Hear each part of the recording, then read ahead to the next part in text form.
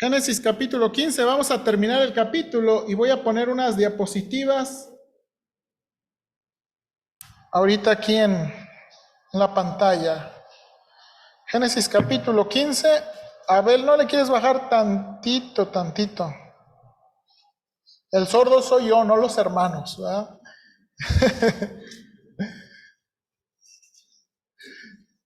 Génesis capítulo 15.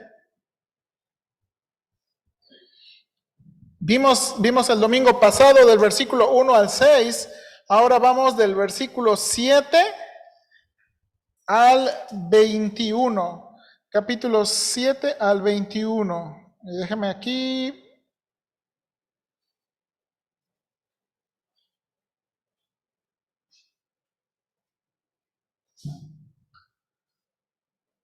¿Se ve mi pantalla? ¿Sí? Ya se dice Génesis. Ok. Permítame tantito para que los hermanos de Zoom vean.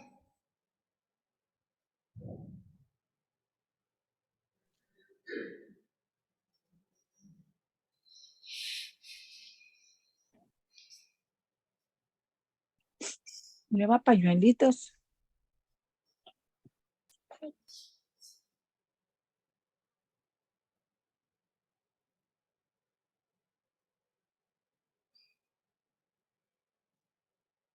Ok.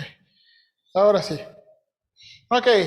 Vamos a Génesis capítulo 15, versículo 7 en adelante. Sígame con su vista, por favor. Dice: y le dijo: yo soy Jehová que te saqué de Ur de los Caldeos para darte a heredar esta tierra. Y él respondió: Señor Jehová, ¿en qué conoceré que la he de heredar? Y le dijo: tráeme una becerra de 3 años, y una cabra de 3 años, y un carnero de 3 años, una tórtola también, y un palomino. Y tomó él todo eso, y lo partió por la mitad, y puso cada mitad una enfrente de la otra, mas no partió las aves. Y descendían aves de rapiña sobre los cuerpos muertos, y Abraham las ahuyentaba. Mas a la caída del sol sobrecogió el sueño a Abraham, y he aquí que el temor de una gran oscuridad cayó sobre él.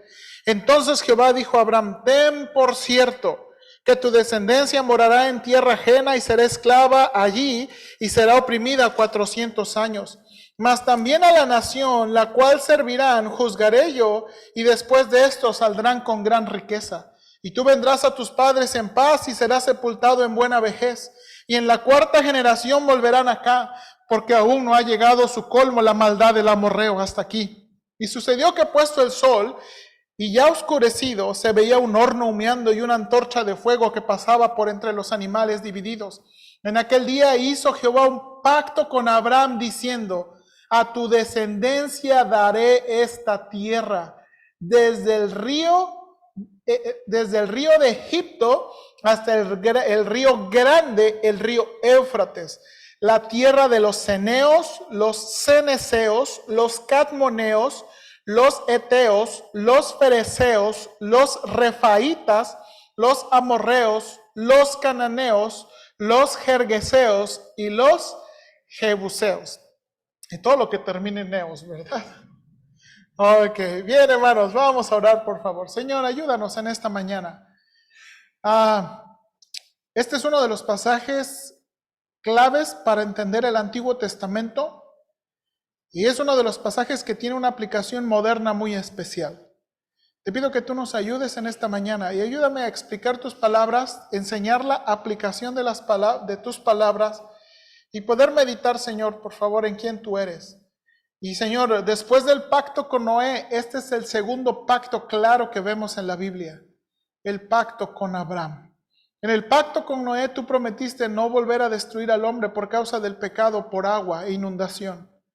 Y ahora, Señor, en este pacto con Abraham tú estás prometiendo un hijo y una tierra. Aquí, en esta porción de Génesis 15, después Génesis 17 y después Génesis 22, va a describirse la promesa de un descendiente y una tierra. Te pido que tú nos ayudes, por favor. Por favor, ayúdame en Cristo Jesús. Amén. Bien, hermanos, lo que nos toca en esta mañana tiene que ver con lo que llamamos el pacto abrámico. el pacto abrámico. Y el pacto abrámico, hermanos, es la razón de la guerra por la tierra de Israel. ¿Ok? Hermanos, lo que vemos en estos versículos, en Génesis capítulo 15, estos versículos nos ayudan a entender, hermanos, la razón de la guerra por la tierra de Israel. Entonces, voy a intentar explicar y darle la aplicación y vamos a comenzar, hermanos. Esta siguiente porción nos introduce uno de los temas importantes de la Biblia, el pacto abrámico. El entender este pacto nos ayuda a entender la historia de la Biblia y su relación con los conflictos modernos de Israel. Y debemos recordar que toda historia es teológica porque Dios es el creador. A veces nosotros separamos historia secular e historia de la Biblia como si fueran dos diferentes, pero toda la historia es teológica. ¿Cómo que toda la historia teológica? Hermanos, Dios siempre ha estado activo en la historia. Nada ha pasado que se le salga de sus manos. Nada, absolutamente nada, hermanos. Ni el COVID del 2020. Y nada que se escribió y nada que se escribirá ha pasado de sus manos. Ahora, hermanos, ¿cuáles son los elementos del pacto abrámico tocados aquí? Y bueno, quiero comenzar a modo de introducción para explicar, hermanos. Miren, me quedan unos minutos, tengo 2 videos. Déjenme enseñarle el segundo. Y después, si hay tiempo y si veo que no se está durmiendo, le enseño el segundo. ¿Ok? Para entender un poquito de la lucha. Esta es la aplicación moderna del pasaje que vamos a estudiar. ¿Ok?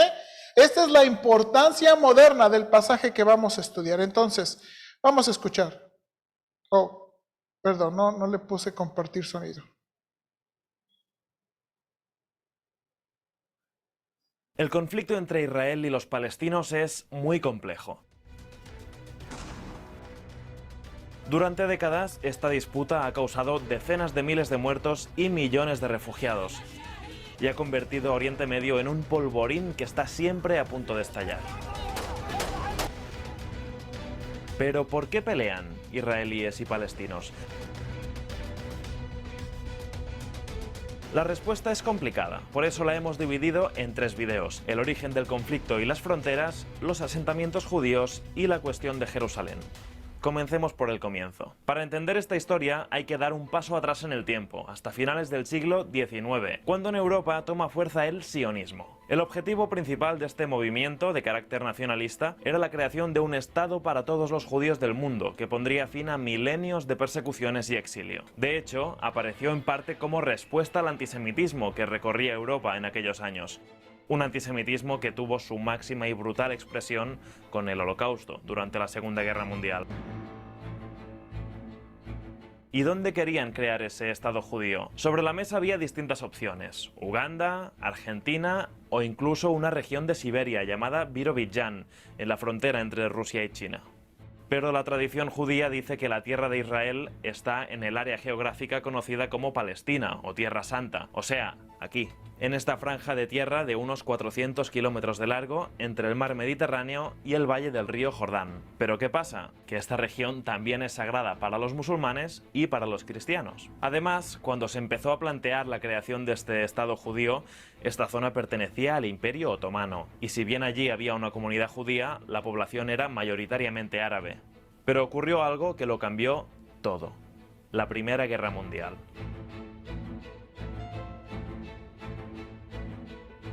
Al terminar la Gran Guerra, el Imperio Otomano desapareció. Las potencias europeas se repartieron varios de sus territorios y Reino Unido pasó a administrar la región de Palestina.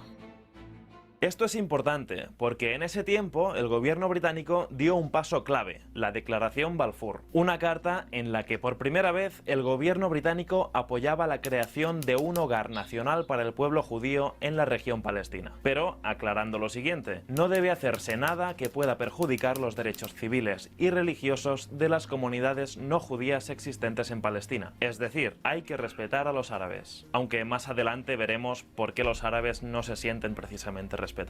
El hecho es que en los años 20 y 30 miles de judíos se instalaron en esa región, a los que se sumaron en los años siguientes los que huían del Holocausto.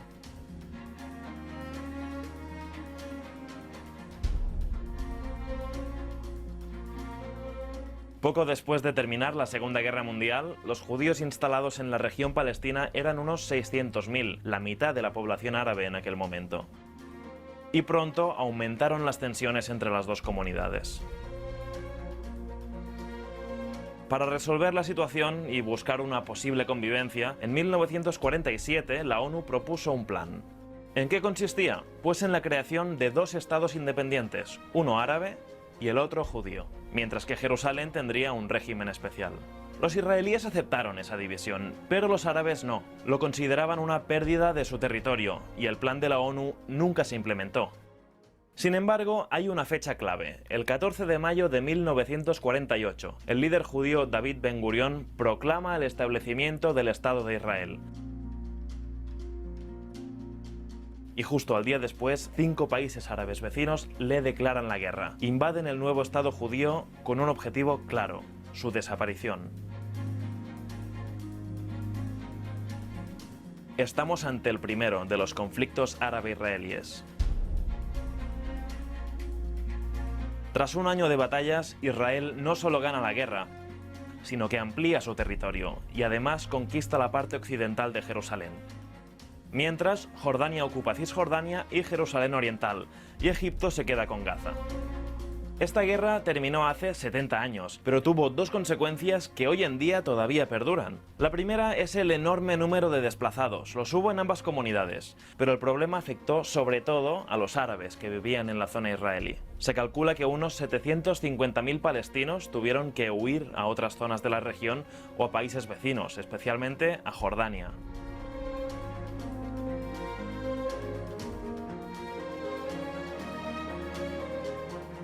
A este éxodo los palestinos lo llaman Nakba, que en árabe quiere decir destrucción o catástrofe.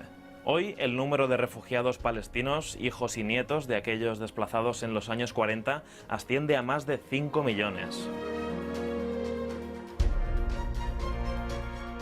La segunda consecuencia que perdura hoy es la división del territorio palestino en dos: Cisjordania, que incluye Jerusalén Oriental, y la Franja de Gaza. Pocos años después de la Primera Guerra Árabe-Israelí, en 1956, una crisis por el Canal de Suez provocó otro enfrentamiento militar, esta vez entre Egipto e Israel, que tuvo el apoyo de Reino Unido y de Francia. Aunque esta vez, tras 9 días de contienda, las fronteras quedaron inalteradas, hasta junio del 67, cuando se produjo el tercer conflicto, conocido como la Guerra de los 6 días, porque duró 6 días. Al terminar esta guerra, Israel ocupó Cisjordania, Gaza y la península del Sinaí.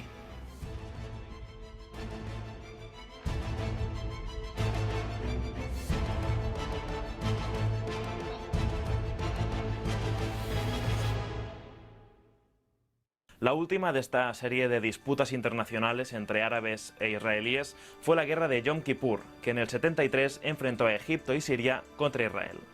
La guerra duró 20 días, pero sus consecuencias se alargaron por años y desembocaron en un evento muy importante para la región. En 1978, Egipto se convirtió en el primer país árabe en firmar la paz con Israel, en los acuerdos de Camp David. De esta forma recuperó el Sinaí, pero en cambio renunció a la Franja de Gaza. Eso fue un punto de inflexión que marcó también la relación de Israel con los otros estados árabes, aunque finalmente solo Jordania, además de Egipto, llegó a firmar un tratado de paz con el Estado judío. Si nos fijamos, los acuerdos de Camp David tuvieron mucha importancia, porque supusieron el final de la guerra abierta entre Israel y sus vecinos árabes. ¿Y qué significa eso? Que a partir de ese momento el conflicto quedó concentrado en una lucha entre palestinos e israelíes. Gaza y Cisjordania siguen hasta el día de hoy en parte bajo control militar israelí y en parte bajo la administración de la Autoridad Nacional Palestina, de la que hablaremos enseguida. Y esto nos lleva al próximo video, sobre los colonos judíos, es decir, sobre los habitantes de los asentamientos y los conflictos que han existido entre ellos y los palestinos desde el principio. Para verlo puedes hacer clic aquí o en el enlace de la descripción. Ok, y si quiere todos los 3 videos ahí se los enseño, y si quieren más videos yo se los enseño. Pero lo que están describiendo aquí, hermanos, es este conflicto Palestina-Israel es un conflicto, sí, muchas veces lo presentan como meramente político, pero realmente, hermanos, es un movimiento religioso, ¿ok? quieren la tierra de Israel. ¿Y por qué quieren la tierra de Israel? ¿Y por qué los judíos quieren la tierra de Israel? Bueno, porque Dios les prometió esa tierra. Entonces, hermanos, ustedes van a ver, no sé si usted ha visto, pero las noticias en Facebook y en otros lados están muy inclinadas a poner a Israel como el enemigo o poner a Israel como el malo, ¿verdad? Israel siempre ataca sin provocación, ¿verdad? Israel siempre está atacando sin provocación, Israel siempre. Y bueno, es natural, hermanos, ¿por qué? Porque Israel es el pueblo de Dios. Así de sencillo, Israel es el pueblo de Dios. El Israel de actualmente es el pueblo de Dios. Dios todavía tiene promesas a Israel, Dios todavía tiene planes para Israel. Entonces, es natural que veamos eso. Ahora, yo nada más quiero tener cuidado, ¿verdad? En la postura que la iglesia tiene para no llegar a extremos, ¿verdad? Yo he visto muchos pastores, ¿verdad? Poniéndose en Facebook con una cartel, Israel tiene derecho a defenderse. Y pues es cierto, como cualquier nación soberana, Israel tiene derecho a defenderse, pero no en extremos. Ahora, hermanos, este conflicto moderno tiene su raíz en este pasaje. Porque es en este pasaje, hermanos, que Dios le promete a Abraham y a sus descendientes esa tierra que tanto pelean. Ahora, note aquí, por favor, cómo está el narrativo. Vamos a ver aquí el narrativo. Y después, si hay tiempo, le regresamos al video. La promesa de una tierra, versículos 7 a 21. Recuerde, en el versículo 1 al 6 fue la promesa de un hijo. Dios le dijo a Abraham, un hijo tuyo será, ¿verdad?, el que va a heredar. Ahora, en el capítulo 7, en el versículo 7, hay una promesa de tierra. Recuerde que cada promesa comienza con Dios hablando. Y mire versículo 7. Y le dijo, yo soy Jehová, que te saqué de Ur de los Caldeos para darte a heredar esta tierra. Hermanos, Dios le recuerda a Abraham su promesa de la tierra. Luego, hermanos, note la pregunta del versículo 8. Y él respondió, hablando de Abraham, Señor Jehová. Recuerde que esa frase, Señor Jehová, es una frase fuerte que pudiera traducirse Señor soberano o soberano Dios. ¿En qué conoceré que la he de heredar? Ahora, hermanos, ¿por qué hizo esa pregunta a Abraham? ¿Se acuerda que Abraham hace dos preguntas en este capítulo? ¿Por qué Dios no le hace lo que le hizo a Zacarías? ¿No me crees? Mudo te vas a quedar. Primero, porque era muy natural y muy humano pensar, pues yo no puedo tener hijos, mi esposa y yo ya estamos grandecitos y no nos has dado hijos. Ahora, hermanos, ¿se acuerda? De nuevo, conecte las historias que hemos venido enseñando. En el capítulo anterior, un don nadie gana una guerra, recupera todas las riquezas, recupera la vida de su sobrino Lot y tiene oportunidad de quedarse con todo. Y no quiso. ¿Se acuerda? En el capítulo 14, Abraham pudo quedarse con todo. Y le dijo al rey ¿se acuerda? Al rey de Sodoma, no me vas a dar nada para que no digas que tú enriqueciste. ¿Verdad? Ahora, Dios le dice, te voy a dar esta tierra. Y entonces es muy natural pensar, bueno, Señor, ¿y cómo la voy a poseer? ¿Va a haber otra guerra? O sea, va a haber otra guerra, les voy a dar en la torre. Acuérdese también que Abraham ya tenía amigos. Cuando salió a la guerra del capítulo 14, iban 2 amigos con él. Entonces, él ya tenía amigos, él ya tenía alianzas. Entonces, ¿cómo va a funcionar este asunto de la tierra? Y entonces, Abraham pregunta muy genuinamente, Señor, ¿cómo voy a saber que la voy a heredar? O sea, porque de nuevo, tengo que pelear por ella. O sea, ¿qué va a pasar? Y entonces, mire cómo contesta Dios. Mire cómo contesta el Señor. Versículo 9. Y le dijo, tráeme una becerra de 3 años y una cabra de 3 años y un carnero de 3 años, una tórtola también y un palomino. Y tomó él todo esto y los partió por la mitad y puso cada mitad una enfrente a la otra, mas no partió las aves.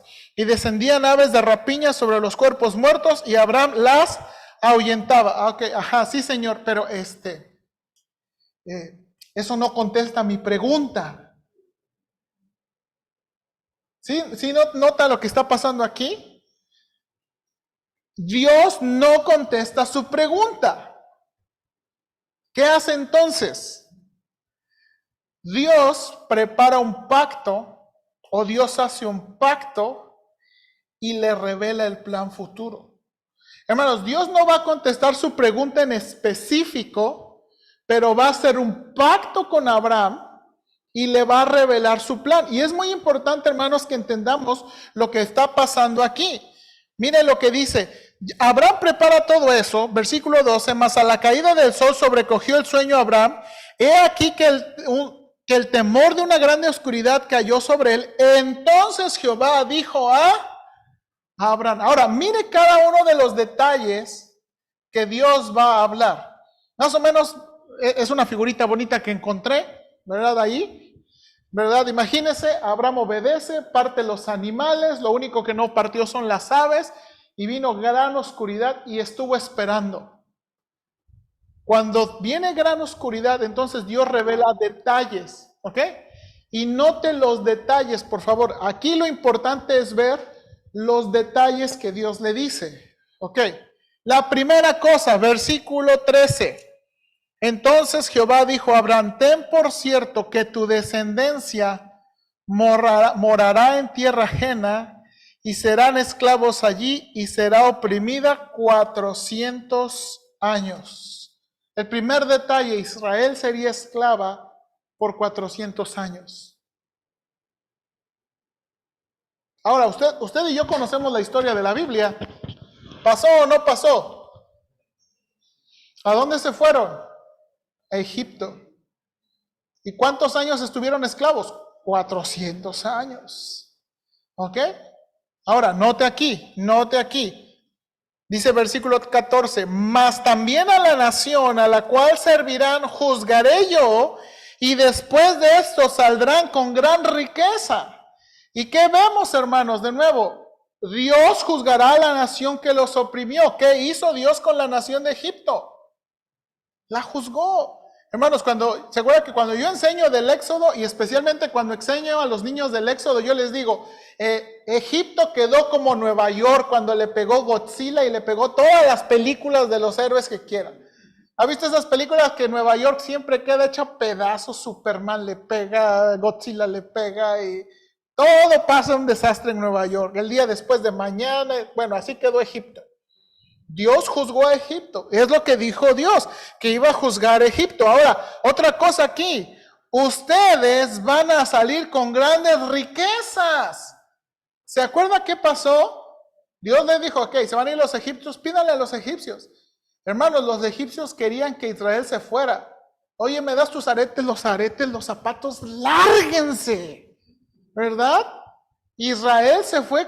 Israel se hizo rico. Los egipcios no querían a Israel, hermanos. Se habían muerto todos los primogénitos. ¿Ok? ¿Mande? Oh, versículo 15. Y tú vendrás a tus padres en paz y serás sepultado en buena vejez. ¿Qué significa eso? Pues simplemente que Abraham iba a morir. En la cuarta generación, note otra vez, en la cuarta generación volverán acá. Ahora, mire aquí, mire esta explicación.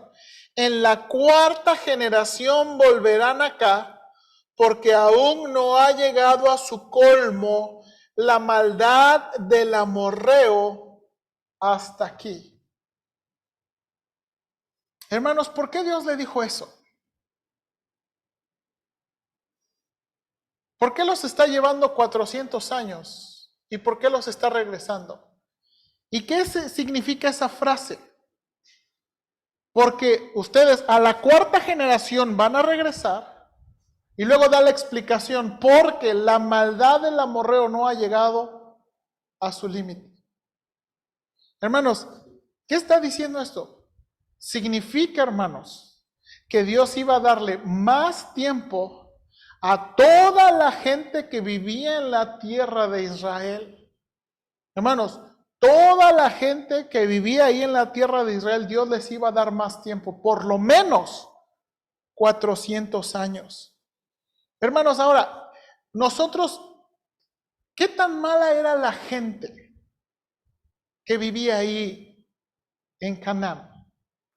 ¿Qué tan mala era la gente? ¿Y qué tan mala se convirtió para que Dios, cuando Israel regrese, Dios va a usar a los judíos y Dios va a usar a Israel para juzgar la maldad del amorreo?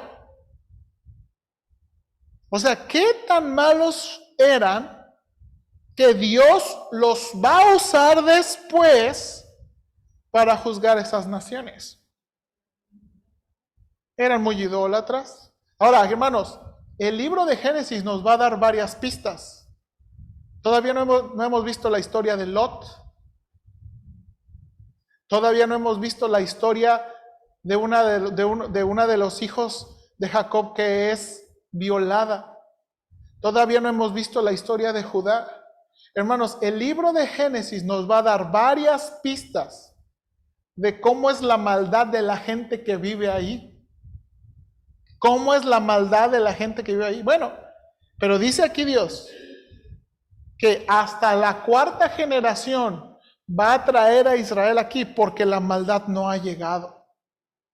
No ha llegado a su límite. Hermanos, ahora, eso nos enseña algo del carácter de Dios, ¿no? Dios es un Dios paciente. Ahora, hermanos, uno podría pensar, bueno, ¿y qué? ¿Y qué iba a hacer Dios? O sea, ¿cómo se iba a convertir la gente? Hermanos, recuerden que Génesis nos ha enseñado que todas esas naciones que surgieron son naciones que surgieron de los hijos de Noé. ¿Se acuerdan? Todos ellos surgieron de los hijos de Noé. Todos ellos vieron el gran diluvio. Y ellos conocían a Dios.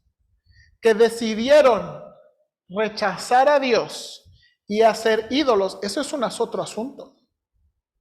Hermanos, porque hasta eso es lo que hacemos hoy en día.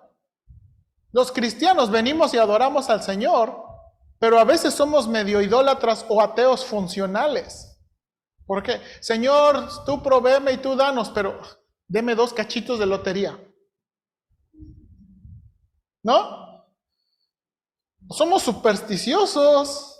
Señor, tú me ayudas y tú me proteges, pero por si las moscas no voy a pasar abajo de la escalera.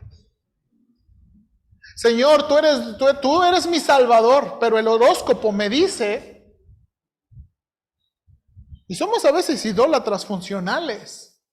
Sí, cristianos. Sí adoramos al Señor y no tenemos un ídolo físico ahí en nuestros cuartos a que le prendamos una veladora, pero a veces nuestros ídolos son más sofisticados. ¿No? Pues, y échele cuánta superstición hay en la iglesia, en los cristianos. Y bueno, este es el punto. Dice aquí que después Dios dice, y usted recuerda, ¿pasó o no pasó? Pasó. Ahora, vamos a ver. Versículo 17. Y sucedió que puesto el sol y ya oscurecido, se veía un horno humeando y una antorcha de fuego que pasaba por entre los animales divididos. En aquel día hizo Jehová un pacto con Abraham diciendo, a tu descendencia daré esta tierra, desde el río Egipto hasta el río grande, el Éufrates. Ok, note esos detalles. Ahora, hermanos, primer detalle aquí. Dice que esta antorcha de fuego pasó en medio de los animales. Lo que Dios le mandó a hacer a Abraham, hermanos, este tipo para nosotros esto es muy raro. Nadie de nosotros hace un pacto de ese tipo. Nosotros hacemos pactos en el registro civil, llenando unas hojas y firmando. Nosotros hacemos contratos de compra-venta, ¿sí o no? Nadie hace eso. A ver, véndeme tu casa, sí, pues corta un chivito y vamos a pasar en medio. Celebramos con un chivito, pero no usamos un chivito para hacer un pacto. Bueno, en aquellos tiempos, en verdad, Esta era la manera en que la gente hacía un pacto. ¿Por qué? Eso significaba que si alguien violaba el pacto, lo mismo que le iba a pasar a los animales, de la persona lo merecería. Entonces, esto era un pacto muy serio. Ahora, muy interesante. ¿Quién pasó por el medio de los animales? Dios. ¿Abraham caminó en medio? Entonces, este no es un pacto bilateral. Esto no es un pacto de dos personas. No era como que, ok, Dios va a hacer su parte y Abraham tiene que hacer su parte. No. Aquí este es un pacto y la única persona que se está comprometiendo a hacer todo esto es Dios. Aquí Abraham no está caminando en medio de los animales. Abraham nada más preparó eso. Quien está caminando en medio de los animales es Dios. Y esto nos muestra la naturaleza y el carácter de este pacto. Este pacto no es un pacto condicional. Si Abraham falla o no falla, si Abraham hace o no hace. Este es un pacto, primero, unilateral. Este es un asunto con Dios, nada más.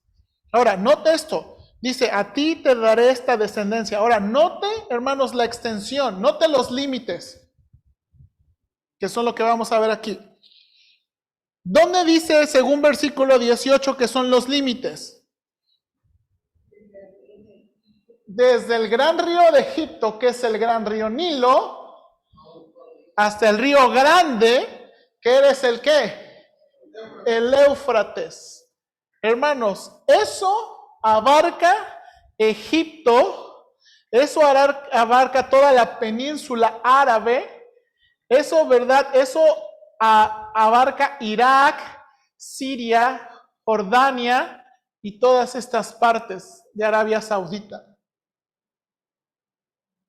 Hermanos, estamos hablando que Dios le prometió a Abraham una tierra muy extensa.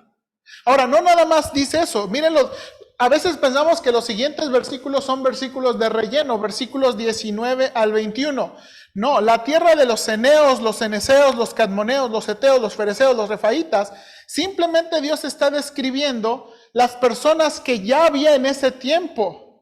Acuérdese, por ejemplo, en la guerra de los 4 reyes, en la guerra de los reyes, los que venían de Goim, estos son heteos.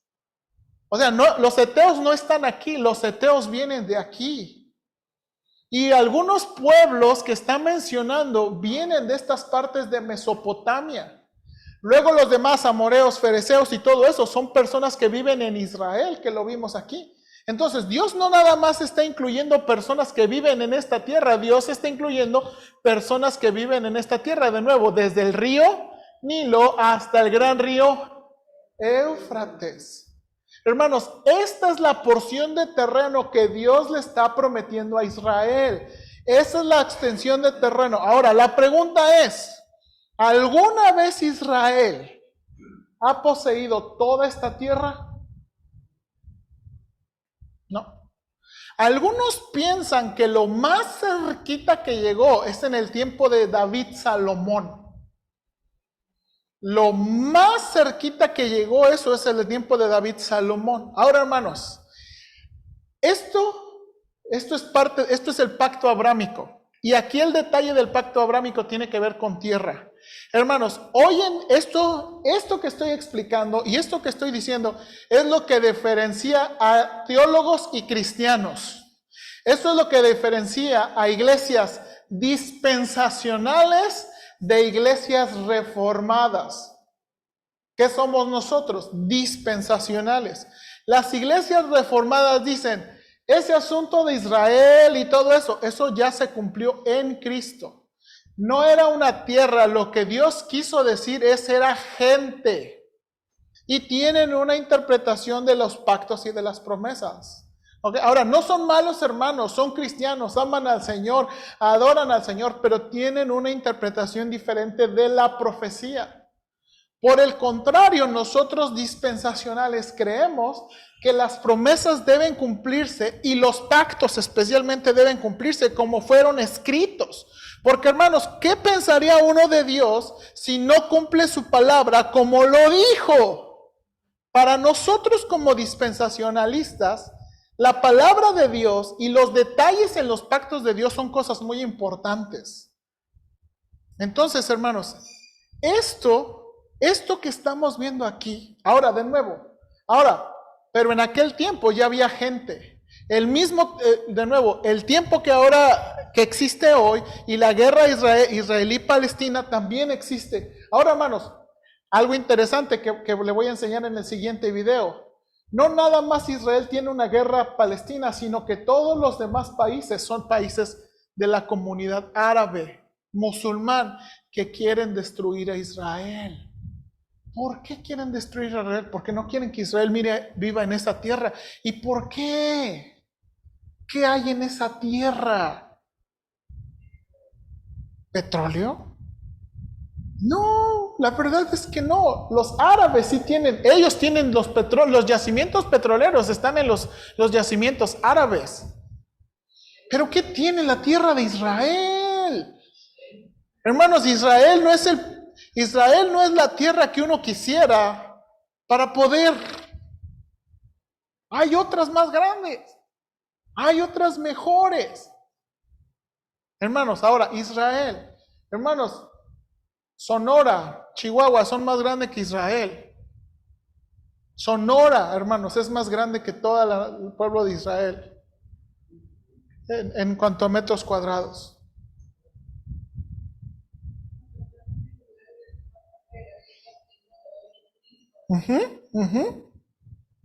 Ahora, voy a enseñar el video. ¿Está bien? ¿No se ha dormido? Creo que vamos a buen tiempo. Entonces déjenme enseñarle, ya que no se me ha dormido, vamos a ver el otro video. Ok.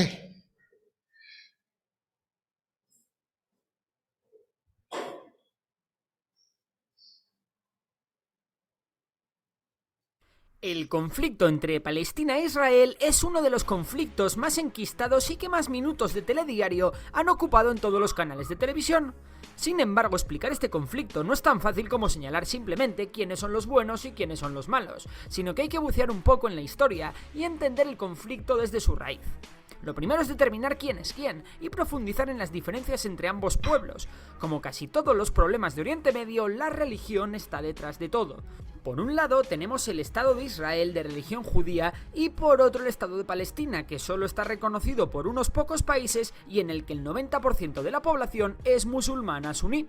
Partamos de una base, tanto israelíes como palestinos reclaman su derecho histórico a habitar las tierras de lo que hoy en día es Israel. Los israelitas dicen que son descendientes del antiguo pueblo hebreo y que Israel es su tierra prometida, mientras que los palestinos se consideran descendientes de los filisteos, un pueblo que lleva en la zona más de 3000 años. Sin embargo, quien tiene el derecho histórico a habitar estas tierras no tiene mucha importancia a día de hoy. Tenemos que acercarnos más en el tiempo para conocer los orígenes del Estado de Israel y cómo éste se ha hecho fuerte en la zona. Para ello nos tenemos que ir hasta finales del siglo XIX, cuando el actual Israel forma parte del Imperio Otomano. En esa época es cuando nace el sionismo, y quedaros con esto, porque es una palabra que va a salir muchísimo en lo que queda de vídeo. ¿Y qué es el sionismo? Pues bien, durante el auge de los nacionalismos en el siglo XIX se popularizó el concepto de un pueblo, un Estado. En esta situación surge el sionismo, como un movimiento político que sostenía que los judíos eran un grupo nacional y no un grupo religioso, y que como tal tenía el derecho a crear su propio Estado en su territorio histórico. Es decir, en su tierra prometida, la tierra de Israel conocida también como Sion. Sionismo, por ahí van las cosas. ¿Y por qué volver a lo que entonces era Palestina? Pues principalmente por tres motivos. 1. Los judíos nunca dejaron de añorar la vuelta a Jerusalén. 2. Pequeñas comunidades de judíos llevaban siglos habitando la zona. Y 3. La simpatía de los terratenientes turcos, es decir, los otomanos, que encontraron en el dinero y el empuje judío una forma de levantar una zona que no ofrecía muchas posibilidades. Y ahora que sabemos lo que es el sionismo y por qué quieren volver a su antiguo Israel, vamos con los hechos. Entre 1882 y 1903 se produce la primera migración masiva de judíos a Palestina, su antiguo reino de Israel, principalmente desde Rusia, Polonia y Rumanía. Esta migración está compuesta por al menos 35.000 judíos. Es conocida como la primera Aliyá y está financiada por el barón Rothschild. De hecho, en 1895 la población en Palestina es de 500.000, de los cuales 47.000 son ya judíos. La segunda Aliyá comenzó en 1904, momento en el que una ola de antisemitismo comienza a recorrer Europa. La popularidad del sionismo crece y muchos judíos llegan a Palestina. Sin embargo, todo cambiará en la Primera Guerra Mundial, momento en el que el Imperio Otomano cae y Reino Unido toma el control de Palestina. En el periodo entre guerras, con el beneplácito inglés, la migración judía a Palestina continúa creciendo a un ritmo bestial, por culpa del antisemitismo europeo que alcanza su culmen en el auge de los fascismos en Europa. Los judíos de Palestina, que en 1882 suponían el 8% de la población y que crecieron hasta el 16,9% en 1931, pasaron a representar el 28,1% en 1936. Hasta 5 olas de inmigración hubo antes de la Segunda Guerra Mundial. Esto trajo consigo los primeros ataques árabes sobre posesiones judías, como la matanza de Hebrón. Esto creó tensiones entre ambas comunidades, hasta el punto de que los judíos crearon su propia fuerza de defensa conocida como la Haganá.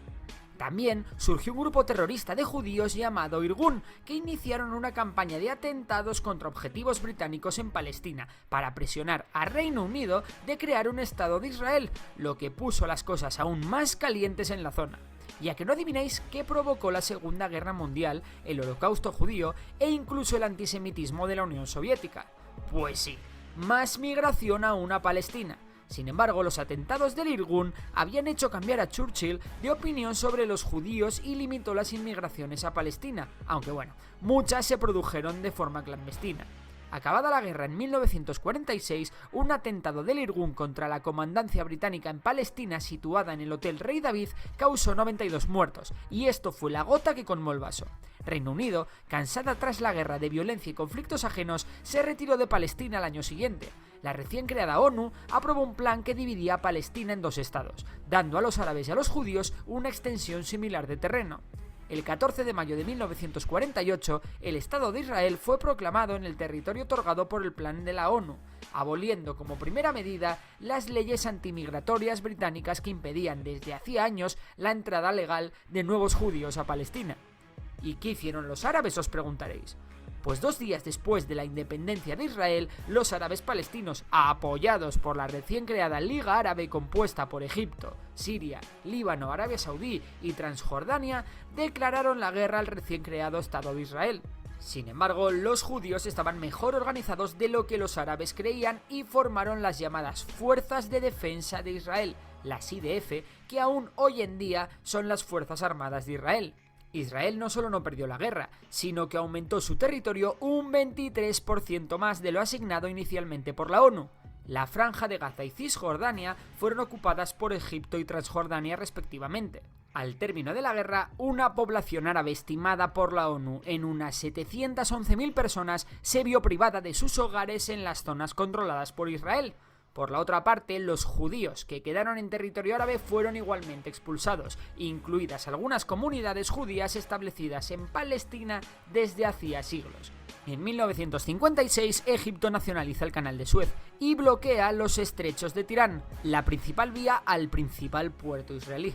El movimiento de Egipto es respondido por Israel, quien aliado con Francia y Reino Unido invade la península del Sinaí, arrasando al ejército egipcio. Sin embargo, la ONU hizo a Israel retirarse a cambio de crear una zona desmilitarizada en torno al Canal de Suez, lo que protegía a Israel de incursiones terroristas. En 1967 algo raro se cocía en la zona. Los cascos azules de la ONU se habían retirado, los estrechos de Tirán se habían vuelto a bloquear y Egipto, Siria, Irak y Jordania preparaban sus ejércitos.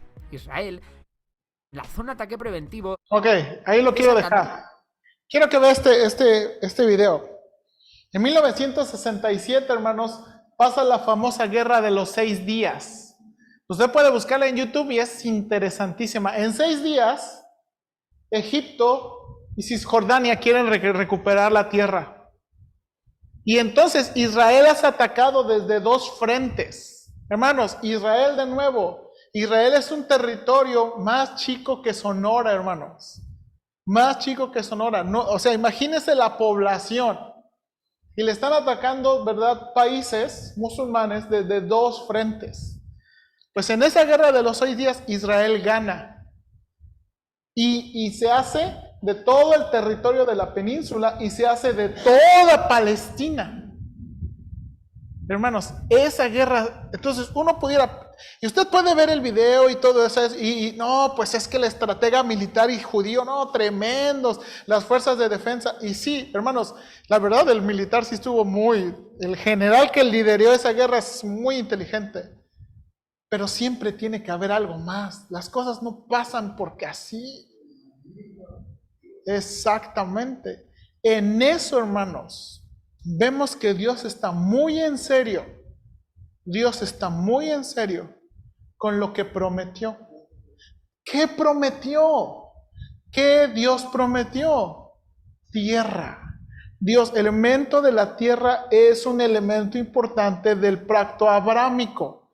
No nada más una simiente para salvarnos, sino una tierra para el pueblo judío.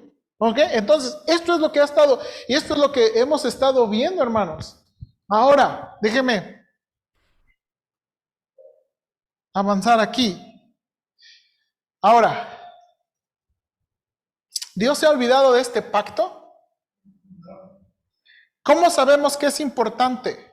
Hermanos, en el Nuevo Testamento 5 veces se utiliza la palabra pacto con relación a Israel.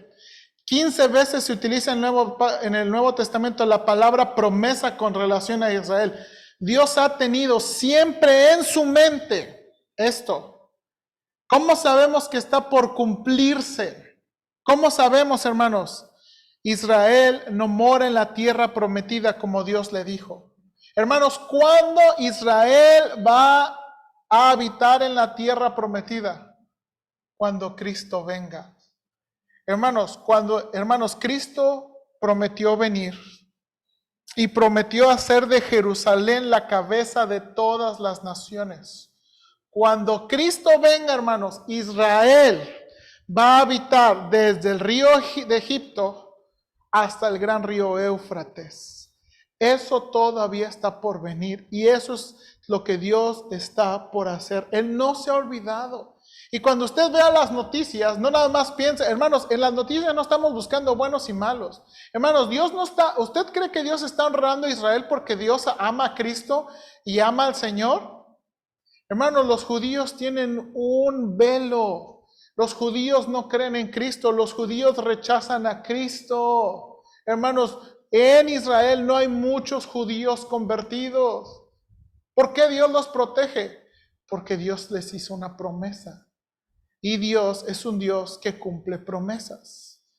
Déjeme leerle un pasaje para terminar y para ayudarnos. Lo importante para nosotros no somos judíos y no hay una directa aplicación para nosotros. Creemos, hermanos, que vamos a participar del reino. Vamos a participar del reino, pero no hay una directa aplicación con nosotros. Déjeme enseñarle un pasaje en Isaías 46. Isaías 46 dice así, ¿sí ve la pantalla? Bel y Nebo, los dioses de Babilonia se inclinan cuando los bajan al suelo. Se los llevan en carretas tiradas por bueyes. Los pobres animales se tambalean por el peso. Tanto los ídolos como sus dueños se doblegan. Los dioses no pueden proteger a la gente. La gente no puede proteger a los dioses. Juntos van al cautiverio. Escúchenme, descendientes de Jacob, todos los que permanecen en Israel. Los he protegido desde que nacieron. Así es, los he cuidado desde antes de nacer. Yo seré su Dios durante toda su vida, hasta que tengan canas por la edad. Yo los hice y cuidaré de ustedes. Yo los sostendré y los salvaré. ¿Con quién me compararán? ¿Quién es igual que yo?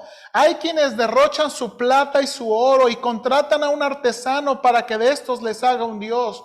Luego se inclinan y le rinden culto. Lo llevan sobre los hombros y cuando lo bajan allí se queda. Ni siquiera se puede mover. Cuando alguien le dirige una oración no obtiene respuesta. No puede rescatar a nadie de sus dificultades. No olviden esto, ténganlo presente. Recuérdenlo ustedes, los culpables. Recuerden las cosas que hice en el pasado. Pues solo yo soy Dios. Yo soy Dios y no hay otro como yo. Note aquí. Yo solo puedo predecir el futuro antes que suceda. Todos mis planes se cumplirán porque yo hago todo lo que deseo. Así de sencillo. Israel no se fue a Egipto porque tuvieron una mala racha. Israel no salió de Egipto porque dijo Dios, ¡ay, ups! Se me olvidaron, los dejé ahí. Dios siempre estaba en control. Cuando todavía Abraham ni siquiera tenía un hijo, ya les había dicho de su descendencia. Todavía ni tenían un hijo y Dios ya le había dicho todo lo que iba a pasar. Ahora, hermanos, ¿usted cree que Dios no tiene cuidado también de nosotros? ¿Usted cree que Dios no es capaz de cuidar de nosotros? ¿Usted cree que no es capaz de cuidar sus promesas? Hermanos, lo importante para nosotros es entender cuáles son sus promesas. A veces vivimos, hermanos, como si fuéramos hijos sin promesas. Y Dios nos ha hecho promesas muy especiales. Promesas de salvación, promesas de ayuda, promesas de rescate, promesas de provisión. El problema es esto, hermanos, que a veces dudamos y luchamos. Este pasaje y el pacto abrámico nos ayuda a recordar que Dios es un Dios que cumple pactos. Hermanos, cuando veamos la historia y usted ve las noticias y usted ve inclinante a eso, usted recuerde, es un Dios que cumplió. Hermanos, Israel no va a defenderse por sus fuerzas de defensa israelí. Sí, hermanos, tienen mucha tecnología y mucho armamento, pero lo que los va a salvar es el Señor. Lo mismo que a nosotros. Lo mismo que a nosotros. Recordemos, hermanos, este es el carácter de Dios. Él solamente es Dios. No, hermanos, nadie más es digno de confianza, de nuestra confianza. Estoy hablando en el tono de Dios, no va a decir, ay, ya no voy a confiar en mi esposo. No, no estoy hablando de eso. Estoy hablando del tipo de confianza del Señor. Nadie, hermanos, nadie merece nuestra confianza como el Señor. Vamos a orar, por favor. Padre Celestial, gracias por este pasaje. Y gracias, Señor, porque al mirar los pactos y aún mirar, Señor, los conflictos modernos que rondan en cuanto a los pactos, nos hacen recordar que nada se ha salido de tu mano. Nada, absolutamente nada. Y en verdad quería recordar esto a los hermanos porque conforme vamos avanzando en el libro de Génesis y conforme vamos interpretando la Biblia, el pacto de Abraham es un pacto muy especial. Señor, gracias. Gracias por tu carácter. Gracias, Señor, porque tú vas a cumplir tu plan. En tus planes tú dijiste que vas a regresar por nosotros. En tus planes tú dijiste que tú nos vas a cuidar. En tus planes está que nadie nos va a separar de tu mano. En tus planes está ayudarnos y perfeccionarnos y nunca olvidarte de nosotros, porque eres un Dios de pactos y promesas. Ayúdanos, Señor. A veces, muy honestamente, a veces desconfiamos y a veces las circunstancias nos abruman y tenemos miedo y nos enojamos y nos amargamos y tenemos malas actitudes. Perdónanos y ayúdanos. Ayúdanos, Señor, porque somos débiles. Y ayúdanos a recordar y poner nuestros ojos en el Dios que cumple los pactos. En el Dios fiel que nunca, nunca dejará caer a tierra ninguna de sus palabras ni sus promesas. Ayúdanos, por favor. Te lo pido en Cristo Jesús. Amén.